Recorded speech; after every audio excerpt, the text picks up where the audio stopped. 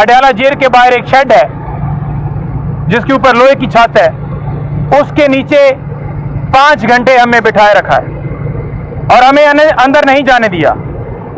वैसे तो ये ओपन ट्रायल है, लेकिन कौन है ये ऊपर से कांटे लगा रहा है।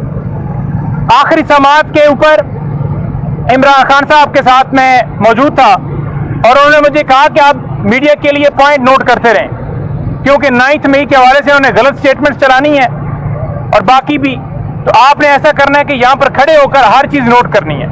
मैं नोट करता रहा, फिर उन्होंने मुझे बैठ के कुछ इंस्ट्रक्शंस दी, फिर बुशरा बीबी साहबा ने मुझे बैठ कर इंस्ट्रक्शंस दी और उन्होंने कहा कि आपने ये बात जाकर करनी है। तो मैंने आकर बात की और मैंने उसके अंदर बड़ा खुलेआम बताया कि इस तरह से हमें ऑर्डर्स आई और खान साहब ने बड़ा वाज़ेह तौर पर हमारे साथ खड़े होकर कहा कि क्यों कर्नल साहब कंट्रोल कर रहे हैं, क्यों सारी चीज़ों को वो कंट्रोल करके चाहते हैं कि जेल जो है उनकी मर्जी के मुताबिक चले। उनकी क्या अथॉरिटी है यहाँ पर, उनका क्या काम है कि वो वकीलों की तजलील करें। आज भी उन्होंने मुझे कहा कि आपने जाकर बात करनी है और मुझे मैसेज आया। तो मैं आपको वाज़ेह कहना चाहता हूँ कि जब नैब के प्रोसिक्यूटर वकील जाते हैं उन्हें प्रोटोकॉल हासिल होते हैं, उनकी गाड़ियाँ अंदर जाती हैं, 12 हो, 14 हो, 16 हो, 18 हो, किसी वकील के ऊपर पाबंदी नहीं है और गाड़ियों में अंदर जाते हैं। हमें शेड में बिठाए रखते हैं, हमें अंदर नहीं जाने देते। और ओपन ट्रायल के हवाले से पहले भी हम हाई कोर्ट के अंदर गए और हाई कोर्ट ने यह कहा कि किसी सूरत ये ओपन ट्रायल नहीं है और उस वजह से वो जो सारी प्रोसीडिंग थी वो नल एंड वाइड हुई और अब ये दोबारा उसी तरह से नामालूम लोग कौन है। हमारे लोग वहाँ पर, वो आमर वजीर है और हमारे पीटीआई के वर्कर वो आए हुए थे, नादिया खटक है, बाकी हैं, लेकिन अंदर नहीं जाने देते। और नामालूम लोग पत्नी कौन है, वो कहते हैं जी हम पीटीआई से हैं, हम तो नहीं जानते उन्हें। किसने आपको भेजा है, किधर से आपका पीटीआई से ताल्लुक है। हम उनसे कहते हैं कोई एविडेंस दिखा दें, कोई उनके पास आज तक तस्वीर नहीं होगी और वो वहां पर आकर समाअत में बैठे होते हैं। इसके अलावा जो खान साहब ने मुझे कहा कि आप जो है वो जाकर नईम को कहिएगा कि ये बात करें जो इस वक्त आईपीपीज का मसला है।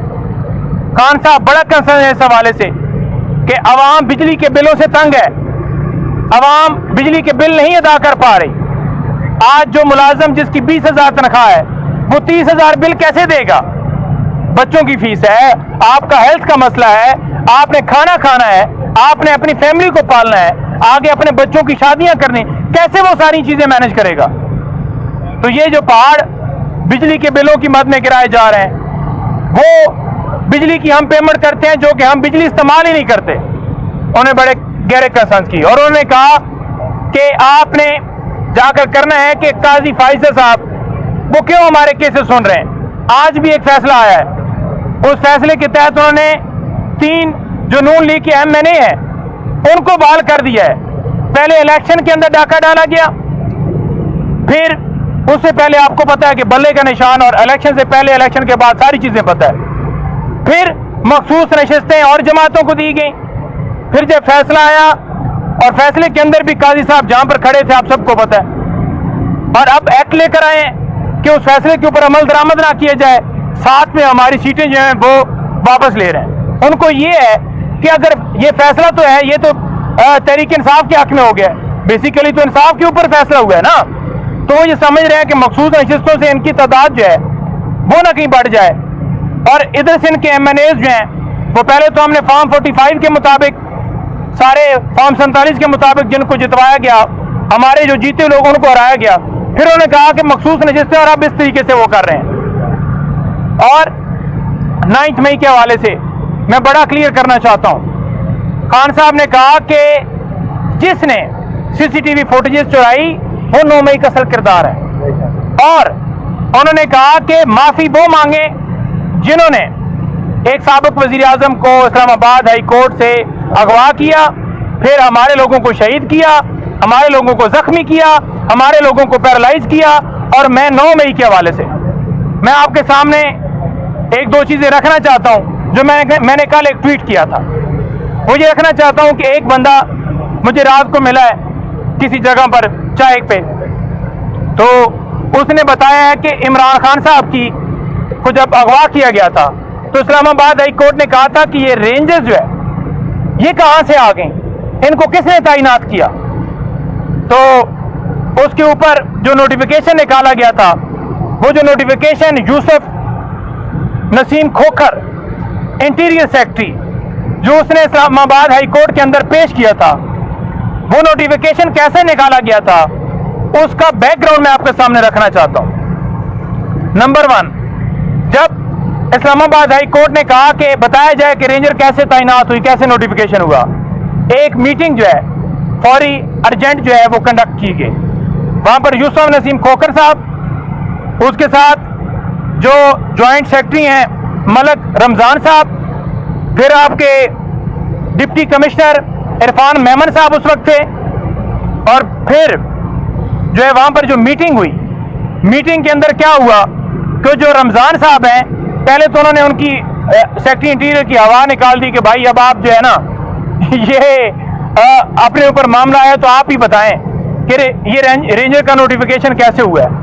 उसने कहा कि नहीं ये तो मुझसे कह रहे हैं। फिर जब ऊपर से दबाव हुआ सेक्रेटरी इंटीरियर को, उन्होंने कहा कि भाई मसला हल करके निकालना है, हमने ये नोटिफिकेशन वहां पर पेश करना है।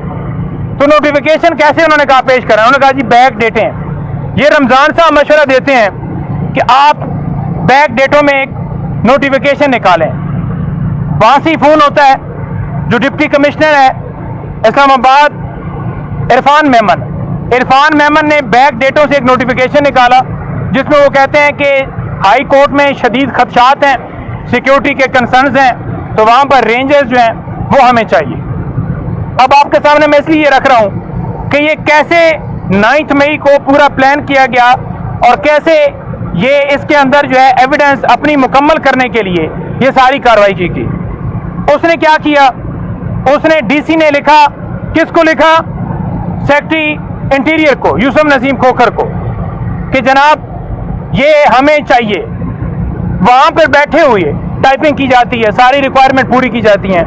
फिर उसके बाद वो लिखते हैं, लेटर लिखते हैं, जो ज्वाइंट सेक्रेटरी है उस वक्त मलक रमजान, जो आई थिंक अभी पेट्रोलियम में है, कि आप ये नोटिफिकेशन जो है ना ये हमें आया और ये आप जो है ना इसको आगे प्रोसीड करें। फिर वो किसको करते हैं, वो डीजी रेंजर को करते हैं। डीजी रेंजर को जब वो करते हैं, वो सारा प्रोसेस मुकम्मल करके और फौरन ही वो एक नोटिफिकेशन जो सारी कार्रवाई के बाद किया जाता है उसे लेकर वो इस्लामाबाद हाई कोर्ट के अंदर पेश हो जाते हैं कि ये रेंजर्स हमने पहले से तलब की हुई थी, सिक्योरिटी के खदशात थे और सिक्योरिटी के खदशात की बुनियाद के ऊपर ये वहां पर हम लाए गए।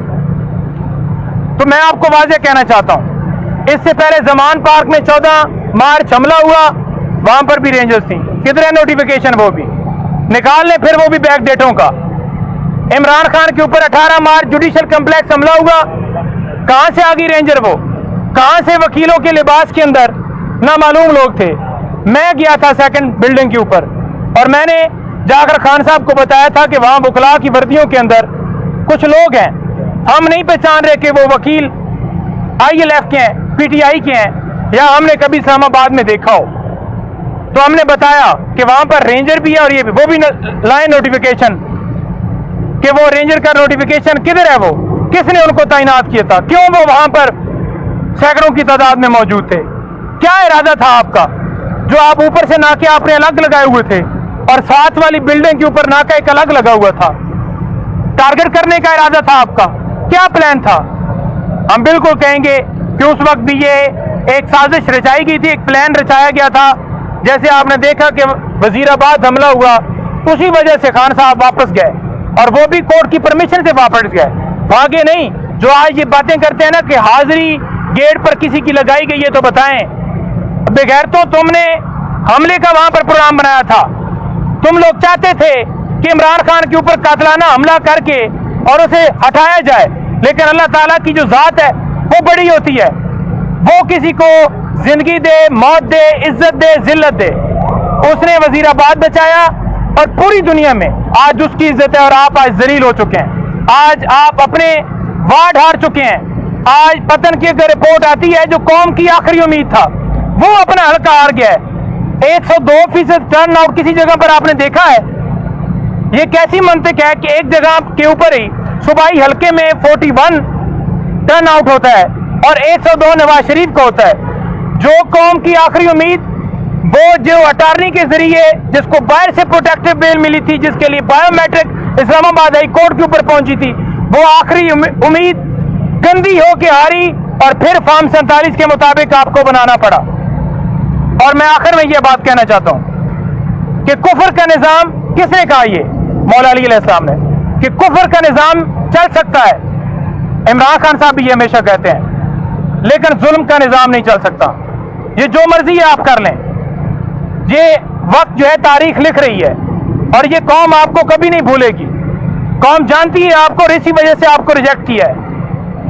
آج اگر آپ بنگلہ دیش میں دیکھیں تو وہاں پر جو چیف آف آرمی سٹاف ہے وہ آج عوام کی رائے کے ساتھ کھڑا ہے. تو عوام کی رائے کے ساتھ کھڑا ہو, لوگوں کو دہشت گرد نہ کہیں, لوگوں کو ڈیجیٹل دہشت گرد نہ کہیں, لوگوں کو یہ نہ کہیں کہ یہ باغی ہیں, یہ غدار ہیں. ہم محب وطن پاکستانی ہیں. ہم چاہتے ہیں کہ ہمارا ملک آگے بڑھے, ہم چاہتے ہیں کہ ملک کے اندر آزادی ہو, ہمارے ادارے آزاد ہوں, ججز کے گھروں میں کیمرے نہ لگائے جائیں. ہم چاہتے ہیں کہ ہماری مائیں بہنوں کی عزت محفوظ ہو. ہم چاہتے ہیں کہ لوگ آج چادر چار دیواری کا تقدس پامال کیے جا رہے ہیں, یہ بند ہو. ہم چاہتے ہیں کہ پوری دنیا سے لوگ پاکستان کی مثال دیں اور پاکستان میں آنے کے لیے وہ بےتاب ہوں. وہ کہیں کہ ہم نے جا کر انویسٹمنٹ ادھر کرنی ہے کیونکہ اس ملک کے اندر رول آف لا ہے. یہ نہ ہو کہ آپ جا کر ایگریمنٹ کرتے رہیں, آپ جا کر معاہدے کرتے رہیں اور کہتے رہیں کہ انویسٹمنٹ آ رہی ہے. کوئی خاک انویسٹمنٹ کرے گا جب آپ اپنی پراپرٹیاں لندن بنائیں, امریکہ بنائیں, آپ دبئی بنائیں, کیا خاک آ کے آپ کے پاس لوگ آئیں گے اور کہیں گے کہ ہم انویسٹمنٹ کریں گے؟ جب تک ملک کے اندر رول آف لا نہیں ہوگا ملک آگے نہیں بڑھ سکتا. افضال عظیم پاٹ صاحب 2 جملے آپ کے ساتھ کریں گے. اعوذ باللہ من الشیطان الرجیم, بسم اللہ الرحمن الرحیم. تفصیلاً ہمارے بھائی اسپوکس پرسن نے پنجوتا صاحب نے بالکل باتیں کلیئر کر دی. گزارش صرف اتنے ہمیں کہنا چاہ رہا تھا کہ آج کی جو ملاقات بڑی اہم تھی, اس لیے کل 13 اگست ہے اور 13 اگست کی رات کو ہم نے ایک پرمیشن لی تھی میری طرف سے. آج ریٹ پٹیشن ہائی کورٹ میں, لاہور ہائی کورٹ میں پینڈنگ تھی. میں ایک کنونشن کرنا چاہ رہا تھا رات 12 بجے لبرٹی چوک میں. اس کے لیے آج انہوں نے کیا کیا, جس جج نے آج پروسیڈنگ کرنی تھی, ڈپٹی کمشنر اور انتظامیہ کو بلایا ہوا تھا, آج وہ چھٹی پہ چلا گیا تھا. ہم صرف, میں خان صاحب سے یہ بات کرنا چاہتا تھا کہ ہمیں پرمیشن وہ دیں, ہمیں نہ دیں. ہم نے 14 اگست اس طرح نہیں منانا کہ صرف جھنڈے اور باجے بجا کر. ہم نے